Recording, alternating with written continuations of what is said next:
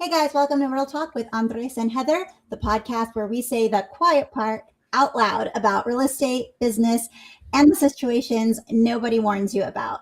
All while we're live streaming, so there are no edits. Oh, and this isn't about, coaching from a stage or highlight reels from social media. This is real stories, real mistakes, real money, and real consequences from agents, buyers, sellers, and business owners living it in real time. If you're tired of the sugar quarter advice, fake gurus, and playing small because nobody tells you how it really works, you're in the right place. I'm Andres, and this is Heather. Let's get into some real talk. All right, guys, and it's time for one of our favorite parts of the show, Am I the A-hole? Real Estate Edition. And again, this is our Am I the A-hole Real Estate Edition segment. And just a quick note, this is a dramatized story. Not a real client situation, but every single scenario is based on situations agents, clients deal with all the time. So your job isn't just to listen, it's to decide who's right, who's wrong, and who probably needs therapy. So let's get into it. And if you like the episode, don't forget to subscribe on our YouTube channel and stay tuned for any new episodes coming up. All right, let's dive into our story for today. All right, guys, here we go. I'm a listing agent. I took on sellers who are going through a divorce. From the beginning, it was tense. They didn't want to be in the same room together. Communication was through text only, and every decision turned into an argument. I tried to stay neutral. I kept everything in writing. I scheduled separate calls. I did everything I could do to keep the transaction moving and keep the peace. We got the house under contract quickly. Everyone agreed on the terms. We were about 2 weeks away from closing, and things were finally settling down.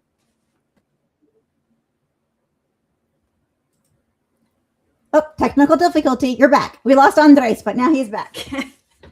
What? Sorry about that. No problem. That's the beauty of being live and live streaming. Sometimes things like that happen. What was the last thing you heard? Did you miss part of the story? I missed when you are going, most of the communication was on the text and you were on the contract. Okay, let me back up to that part. Let me find. Okay, so most of the communication. Oh no, the communication was through text only. Every decision turned into an argument. I tried to stay neutral. I kept everything in writing. I scheduled separate calls. I did everything I could do to keep the transaction moving and keep the peace. So I'm gonna pause the story real quick just to say, I know we lost you for a second. You came back now, and everybody who's an agent who's worked with a divorce case knows how difficult those can be. And keeping everything in writing is key. Definitely key. But Definitely. I'm gonna jump back into the story here. We got the house under contract quickly. Everyone agreed on the terms. We were about 2 weeks from closing, and things were finally settling down. Then the emotion part hit. One of the sellers started calling me daily, not about the house, about the divorce, about how unfair everything was, about how they felt the other spouse was winning. Calls turned into long rants, late night texts, voice notes. I tried to be supportive and redirect back to the transaction. Then, 3 days before closing, it escalated. The seller called me crying and said that they didn't want to sell anymore, not because of the deal, but because selling the house meant that the marriage was really over. They asked me to slow things down and find a way to delay closing without telling the other spouse. I explained I couldn't do that. We were under contract. There were legal obligations. So I encouraged them to speak with their attorney. They got upset and said that I was being cold and I only cared about the commission. The next morning, I received a long message saying they felt unsupported, that I wasn't on their side, and that I was treating this like a business deal instead of a life event. After talking with my broker and realizing how emotionally charged everything had become, I made the decision to step back. I told both parties I'd continue to cooperate through closing, but I was formally withdrawing from the relationship after the transaction because I felt boundaries had been crossed and I could no longer be the emotional support person that they seemed to need. The closing happened, the sale went through, but one of the sellers told me I was heartless for checking out emotionally during one of the hardest moments of their life. I feel for them, I really do, but I also felt like I was being pulled into something way beyond my role. So, am I the a hole for setting boundaries and emotionally stepping back at the end? Damn, Heather, that's messed up. And mind you guys, this is the first time I hear this story. She didn't want to share it with me before we came on live. So, are you the a hole for stepping out and sending out that boundary? How was the relationship before the transaction got started? Did you know them? Did you had any contact with them? And I'm coming from a place of trying to understand the buyers. I mean the sellers' point of view. So they obviously trusted you. They built a great relationship with you, and they looked at you as more than a real estate agent throughout the transaction, which is going to happen in some cases, right? We've mentioned it before. We become therapists. We put multiple hats throughout the process to help buyers and sellers in a transaction.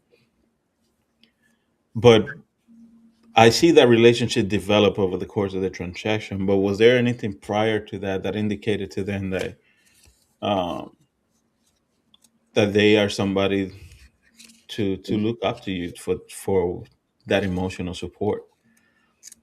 Maybe it excelled throughout the transaction, but was there something beforehand, or did you set boundaries from the beginning? Did you allow that door to open from the beginning? Because as you mentioned, initially it was only text, and then they started calling you and feeling more. Did that happen just from one end?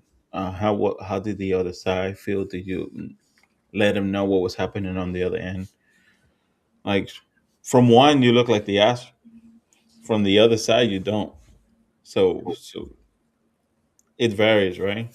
It's a difficult situation because you're not trying to intentionally, but sometimes you really have to be intentional about it. there there's a lot of uncertainties and what ifs in this story. And just like you were saying, to your point, what is the relationship of these three people before the transaction? Because if they were all friends before the transaction, that changes the dynamic of, if this was just like some people that was an internet lead that you met with and then you're their realtor. And I understand that, you always want to develop a relationship with your clients, and some of those relationships can turn into friendships. But I think it really did it really does for me to determine if you're the a-hole depend on, like, if this is, say, one of your great friends, right? This is like a friend couple with you and your spouse, if you're a married agent, and this is like one of your friend couples that you've known for years, and you're kind of like not being there supporting them on the friend side. I can kind of see how they would say you're the a-hole. um but if you don't know them from Adam, they're just some people that you met that you're representing. It changes that dynamic. Does that make sense? It definitely does, because if it were two friend of mine that are going through that transaction, I would not be that real estate agent. For the sake of our friendship, for all three of us, I will refer that business out and have somebody else represent them in that transaction. Because it could be, you can come into a gray line, right? Where one's going to think the other, then they're going through a very difficult moment. And you don't want to be in a position where they're looking at you and trying to determine your friendship based on how you communicate to either one of them during that process. I would rather stay away from that and continue that friendship per se, right? In a case that I don't know anyway, the first time I meet these individuals and they're going through that and that's how they're handling the situation, then definitely those boundaries have to be set from the beginning. And as you see that increasing, that communication increasing, their need for you, for your support. um, you also have to remind them of those boundaries, or find an alternative, find an additional support or something that will help them. I think you also, as an agent, have to understand throughout the process what their mindset is, how are things changing. In this case, you mentioned that they started to get more emotional about it. They started to see the transaction as a final step of that relationship being completely done. I think it's a moment where you can sit back and have a conversation with them, and show them what their life is going to look forward like. Do they still want that attachment, or are they ready to move on? If they're not ready to move on, then uh, continue to see what else can you do to allow them to see the next step, the next stage of their life. Mind you, we're not a professional psychiatrist or therapist, but allow them to see that picture a little bit, or find them the resources that will help them in that situation. And we talk about a lot, we've talked about in our past episodes a lot about how you do have to wear the therapist hat a lot in real estate. And it's not just for couples that are going through a divorce. The journey of a buyer and seller is a very, very emotional process. And part of our job that nobody prepares us for is being there to talk them off the ledge and to calm them down when they get cold feet and to explain everything to them and be there. But at some point, there has to be a line. And we, like, you, to your point, we're not licensed therapists, we're not marriage counselors. um and if it gets to a point where, as the agent, you're feeling overwhelmed and you're like, I can't handle this, you got to think about your mental sanity too, and your mental health. You can't just keep taking and taking everything on for somebody for the transaction. I think the agent did the right thing in talking to their broker and deciding to take a step back. It doesn't say that they ditched them and were like, deuces, I'm out. They saw the deal through. They did everything that they were supposed to do, and they still got them like the best possible outcome for them in that situation. They just didn't feel supported the way they wanted to feel supported. And then they asked the agent to do something that the agent couldn't do. So there was a little bit of unrealistic expectations there. Yeah, and you may have to be the a-hole, right, in order for them to get the point. Because one thing that is not being considered and mentioned in this case is, as the agents, you're also representing other clients throughout the process on a given month, right? So how do you maintain a balance? How do you maintain sanity to grow from one transaction that's driving you crazy to the next one, and get to that table and be, hey, how you doing? You know, with a clear mindset to be able to articulate what you have to put in on the table on negotiations, and move that transaction forward without the other transaction affecting you. These are all variables that are often not considered, and not expected from our real estate agents, because they think, oh, we're just showing houses. The reality is there's a lot more going on any given day for a real estate agent that you can imagine, because of all the other parties involved, right? So Mm-hmm. it seems that on some scenarios you have no choice but to be the a-hole. You really have to, because you have to protect not just your insanity, but you also have to protect the best interest of everybody else that is relying on you to move a deal forward. You know, and that's really it. Sometimes you're gonna have to. And you have to put those boundaries down. Like when this agent first started getting those late night texts, those voice memos, at that point, a boundary could have been set and said, hey, you can't text me at 11 o'clock, 12 o'clock, 1 o'clock in the morning. You can't call me and leave me a 3-minute voice memo at 2 o'clock in the morning when you're drunk and upset, because that's not how I conduct my business. I have a family too. I'm married. That's not acceptable. And it's okay to put those boundaries. It's okay to tell somebody, no. Exactly, you have to, and people are understanding of that. I think the problem becomes when you allow them to happen, and then they think that it's a normal situation for them to do, a normal routine, part of the transaction for them to do, and it comes with to a point where it's a little bit too much. It really is. And I mean, there's always exceptions to the rule. There's always like, it's an emergency, something happened, but this isn't an emergency. This isn't something happened. This is they're ranting, they're emotional, they're just wanting that emotional support and setting clear boundaries in place. And not only that, it also kind of seems like they didn't in the story the agent was stuck in the middle, not really talking to the other side that wasn't emotionally. They wanted the one side wanted them to keep secrets from the other side. You can't do that as an agent. And it's a very hard line to walk when you're in that situation. I know I've been in a situation and with Tony's been in a situation where it's a divorced couple, intentions are high, and you're having it's hard when you have to have the same phone call twice and you can't just have it together. You have to call the husband and say one thing, and then you have to call the wife and say the same exact thing. Make sure you said the same exact thing because you cannot have those conversations. You can't tell one person one thing and the other person another thing. So keeping everything in writing is really the best bet. But sometimes it does need to be a phone call. Yeah, and like you said, you have to protect everyone's interest in that particular case, right? Not change what you're talking about, what needs to be said from one party to the next. Uh, at the end of the day, you also don't want that person to come back to you and say, "Hey, you said this, you did this," um, but nothing was in writing to showcase exactly how everything went down. And it's just you got to protect everyone as best as you can. So yeah, I think this is a good scenario where you definitely have to be the a-hole at some point throughout the process, but setting out the boundaries from the get-go will, in most cases, prevent from the situation escalating to that point where you have to become the a-hole. You really do. And in this story, it seems like, one side thought they were, one side was like completely fine, which, every story has this side, that side, and then the actual truth to a story.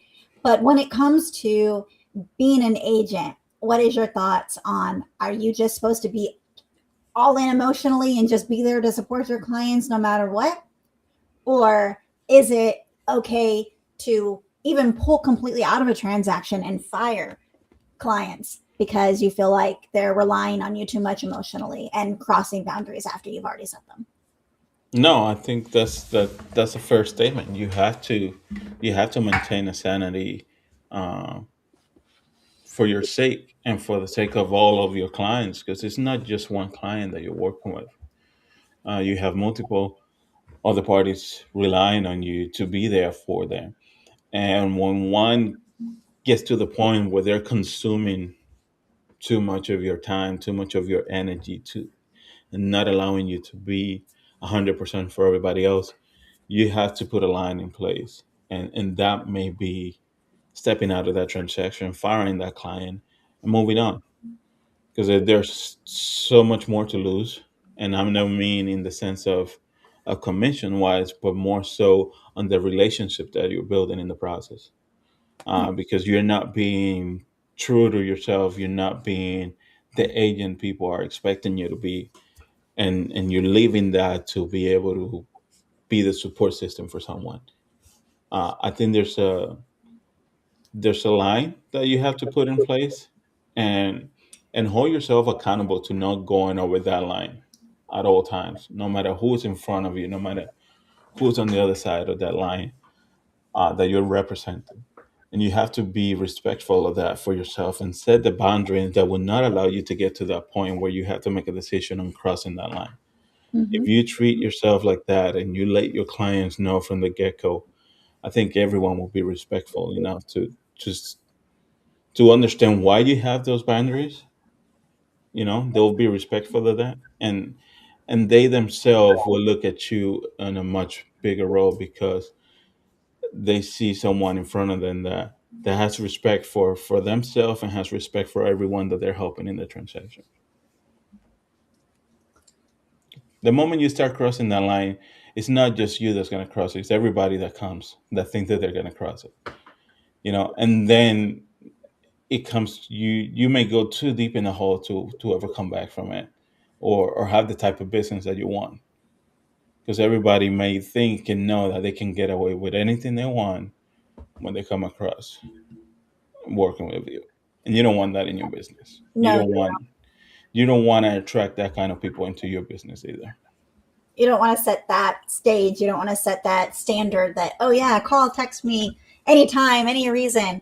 You want to make sure that you have your work time, your family time, you set those limits and you don't feel emotionally drained at the end of the day. And I think sometimes that's hard for a lot of people too, especially if it is a situation where they were your friends before. And these are people you like, let's say you were at their wedding, your godmother, godfather to their kids, and now they're getting a divorce and they're upset with you because they don't feel like you're there for them as their agent. And again, to your point, you made a lot of really, really good points today in this story. Maybe you shouldn't have taken this transaction. Maybe you should have said, as an agent, you know what? I love you guys. I'll be here for you. But I don't think it's a good position for me to be in as your agent and walk you guys through this. I think you need an outside perspective, somebody who's not so close to the situation. And that way you're not in the hot seat. You're not the one that's there dealing with the long voice memos. It's somebody else. Right? I heard something not too long ago, and I can't recall if it was Ormosi or somebody else. What they said that if I call you while you at the dinner table, am I the asshole for calling you, or are you the one for picking up the phone, the call? Sure, how are they supposed to know you were at the dinner table? So people think, oh, I don't respect your boundaries. So, but hey, if you don't respect your boundaries and you pick up that call, you could easily just let the call go, call them back when you're done with dinner. Say, hey, I was at dinner, I didn't pick up. Is it something that you need my time now, or is it something that can wait to tomorrow? I mean, my family time. You know, but but again, am I the one, the a-hole, for calling you during dinner time, or are you the one for picking up the call and you just interrupt the family time? So these are boundaries that, again, if you don't respect them, how are other people going to know what those boundaries and those lines are, and let alone respect them? To stay true to yourself. So first and foremost, I think you have to set those in place, and you need to stay a distance away from those lines, those boundaries that you said, and everybody else will respect them. But the moment you start going over them, I think a lot of people feel uncomfortable. You can allow it in your business, and you cannot allow people into your business with that mindset. That's very true because once that's this very slippery slope. Once you start going down that path of breaking your boundary, breaking your boundary, breaking your boundary, it's just going to keep piling on and they're just going to take and take and take. You give an inch, they're going to take a mile. So if you're saying, hey, I'm not going to take any calls after 8 p.m. unless it's an absolute real estate emergency, then you have to stick with that because the first time they call you at 9:02 and say, hey, I just want to talk about my feelings about the marriage and the house and everything, you've broken that boundary and you've opened that door. Yeah, and that's it. So yeah, you have to be the a-hole sometimes, and that's okay. That's totally okay. So in these scenarios, I think the I think the agent did the right thing.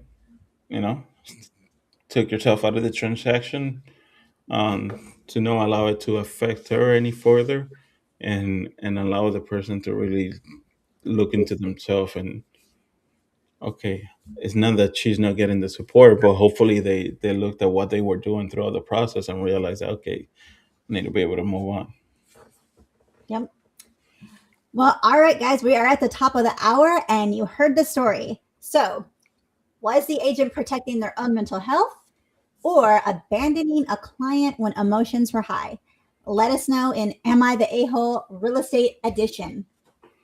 This is fun. This is fun. I like this. We got to keep doing this, and hopefully we get a more crowd in. So, and if this episode made you uncomfortable, fired up, or feel seen, good, that's the point, right? This show doesn't exist just for entertainment. It also exists to start a conversation, challenge, the bad advice, and help you make smarter move in real estate and business. So, if you guys want to be part of the conversation, not just listen, go to our website, www.realtalkha.live. 2, join our Real Talk community, be a spotlight guest on our show, that is, or jump on the show and weigh in on what would you do, or am I the a-hole? All right. And if this episode hit, do us a favor and like it, share it, and send it to someone who needs to hear it. Don't forget to drop your opinions in the comments. Let us know where you stand. And also don't forget to like and subscribe so you never miss an episode. And we will see you guys on the next one. We'll see you next time for more Real Talk, where real business is in real talk. So, see ya.